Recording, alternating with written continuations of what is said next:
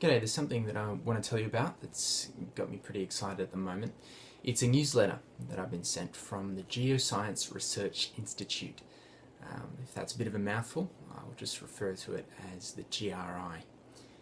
So the Geoscience Research Institute, or the GRI, is, as you would expect, an institute, a group of scholars who do research, scientific research, based on various areas of geology and paleontology and so on, from a biblical paradigm. So let's have a look, see what we can find. So I'll read a bit of it for you. It's from a section called Science News in the April edition of the newsletter, and the name of the article is Precambrian Fossils. So it's based on an article by Albany and others, and the title of the article is the 2.1 gigaannum Old Precambrian Biota, Biogenicity, Taphonomy and Biodiversity. Okay, now gigaannum, for those that don't know, is a fancy way of saying billion years. So 2.1 billion years old rocks is what's being talked about, and finding life in these rocks. So that's basically what the title of the original article means. So the summary of the original article from the GRI is as follows.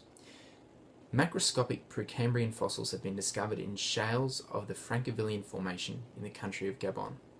Many of them are partially or wholly pyritized. The fossils are dated at about 2.1 to 2.2 billion years, making them the oldest known macrofossils. Their size in comparison with other Precambrian fossils suggests that they're eukaryotes. Some features are similar to those of other Precambrian fossils, Nemiana and Beltanoloids, but they differ in some details. Microscopic fossils were also found and interpreted as likely algal spores known as acrotarchs. Now that's the summary. Forgive my pronunciation of some of those things, but you get maybe the general idea, or maybe you don't. It's a bit confusing, right? Okay, so fortunately the GRI has provided a comment which will help us to understand what to make of this article. So the comment is as follows. It seems that these fossils should be classified with the Ediacarofauna, previously known from sediments, but interpreted as less than 1/3 of the purported age of Precambrian Formation. In creationist terms, it's no surprise to find fossils farther back in the fossil record than previously known, although the exact identification remains enigmatic. In evolutionary terms, the fossils leave even less time for the supposed development of multicellularity and extend the stratigraphic range of fossils that appear essentially static in form rather than evolving. Okay, so that was the comment from the GRI. Now, what the comment basically is saying is that these fossils that they've found were previously thought to be much younger than the rocks that they have found them in are believed to be. So in creationist terms, it's saying, if you take the biblical paradigm, that's no big surprise, because you would expect that you could find life right back to the beginning if it was created at the beginning. So no surprise there.